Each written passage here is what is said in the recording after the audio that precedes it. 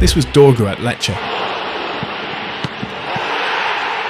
And this is Dorgu at United. With him, Dorgu's left-footed effort. Oh, it's a screamer! Patrick Dorgu pops up again. This was Dorgu again at Lecce. And this is Dorgu again at United. Met by Patrick Dorgu.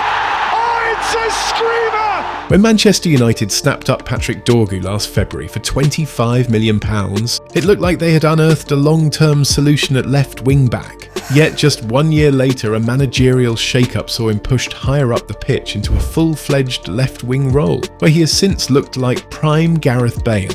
But despite featuring in every pre-season match in that advanced position, Dorgu now faces the very real prospect of being forced right back into defence.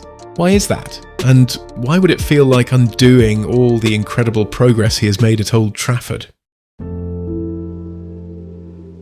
For any young player, stepping into the Premier League mid-season for the first time is a daunting challenge, but it reaches a whole new level of difficulty to do so when your new club is having its worst league season in 50 years.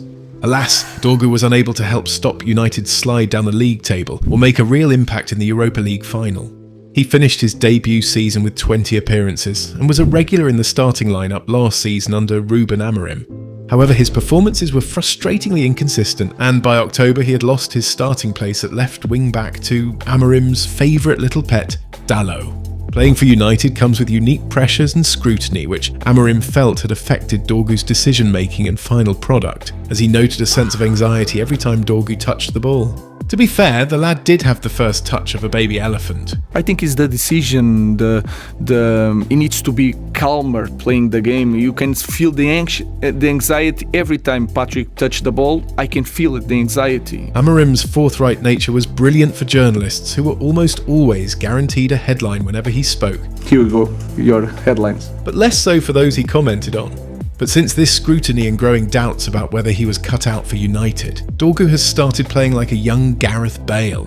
Dorgu provided a hard-earned assist for Matheus Cunha against Aston Villa and built on that performance by scoring a superb volley in a gritty 1-0 win against Newcastle. He has looked more at home playing on the wing, a position he was first assigned to in the match against Newcastle, whose defence were visibly confused while trying to work out his movements before he popped up with what would be the match-winning goal.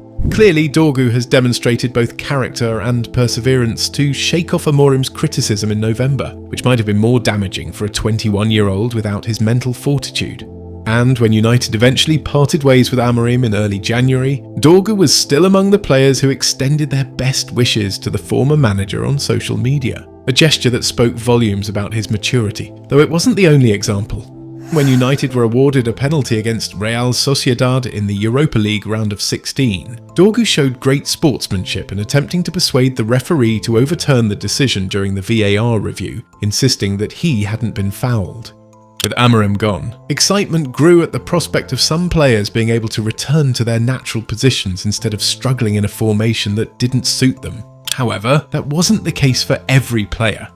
Dorgu, as a wing-back in a 3-4-2-1, would understandably have feared becoming a casualty when United reverted to a 4-2-3-1 under Carrick. As such, many expected him to struggle, but he was about to prove them all wrong. By the way, if you're enjoying the video so far, we'd be incredibly grateful if you subscribed. Your support helps us grow and continue creating the content you love. Under interim manager Darren Fletcher, Dorgu started as the left winger in a 4-3-3 against Burnley, surprising many given that Cunha also started, and he even registered an assist for Benjamin Sesko. However, his performance against Arsenal and especially City, though just one of many standout displays from the United squad, will not be so quickly forgotten. Within Michael Carrick's first starting lineup, Dorgu was a surprising inclusion as the left winger in a 4-2-3-1. While starting him ahead of Cunha and an informed Sesko was a big call, neither could match his defensive work rate. Exactly what Carrick needed as he adapted his side's out-of-possession shape to a 5-4-1 to counter City's attacking overloads. To this end, Dorgu excelled on that left side, making 4 tackles, 9 recoveries and winning 10 duels against City, as well as registering the most defensive actions against Arsenal, but it was his attacking qualities that shone brightest.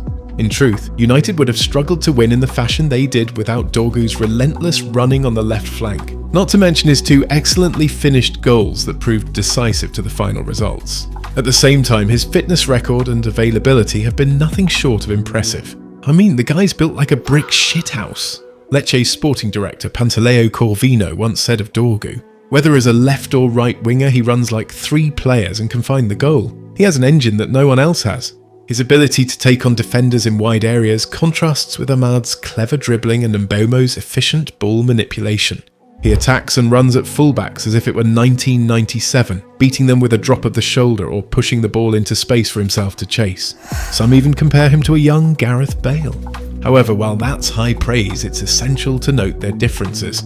Dorgu is significantly more versatile. You do enjoy playing a little bit further up the pitch, don't you?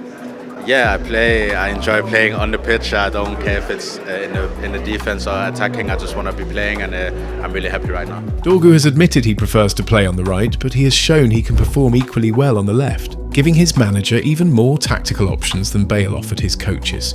United recognised Dorgu's versatility, and part of the appeal in signing him, despite his limited senior appearances up to that point, was his adaptability as a talent, someone who they could mould and develop. And while there are no guarantees that Dorgu can reach the heights Bale achieved, his ongoing development at just 21 years old showcases what is possible. Dorgu saw an opportunity to reclaim his starting role as several United players headed to the Africa Cup of Nations, one that he seized by excelling in 5 different positions and delivering 3 goals and 2 assists over 7 impressive games. It was his hottest run of form before an injury ruled him out for 10 games, matching the output of most elite wingers, and it suggests that perhaps Amorim had completely misprofiled the young talent. Dorgu's progress serves as a reminder that fans and coaches need to be patient with their young talents. Fast forward to now, and Dorgu has emerged as one of United's biggest pre-season success stories after capitalising on a shortage of left-sided depth. But as the new season begins, Carrick's decision to experiment with Dorgu at left wing may be approaching its limits. With Cunha and now Rashford ahead of him, Dorgu is likely to slip into third in the pecking order, simply because of the quality currently occupying those roles. At the same time, Ineos's blatant window shopping this summer, having so far failed to add much needed reinforcements at left back, has left the team facing a massive crisis in that position. Luke Shaw lacks the mobility and raw physicality required for Carrick's system, while teenage prospect Harry Amass is promising but still hasn't earned the manager's full trust to start games, perhaps not even his own mum's. That's where Dorgu could become the most plausible emergency option. He's solid defensively, strong, combative, and offers another dimension to Carrick's attack with his overlapping runs and crosses. Against bigger teams, we could still expect to see Dorgu used as a left winger ahead of Shaw, as it is his work rate when tracking back that makes him stand out to Carrick, who wants this side to retreat quickly into a compact 4-4-2 when defending. However, in the long run, it's hard to picture him remaining there if United are aiming to become more ball dominant. Left back may be where he ultimately fits best and where he can build a proper long-term future at the club. Whether he wants that path, though, is another question. Yeah, of course, every player wants to be a starter, so yeah, I want to just improve myself to get as many games as possible. If you enjoyed this video, like and subscribe for more content like this. Also, don't forget to hit the notifications bell so you never miss a beat. And with that, we'll see you in the next video.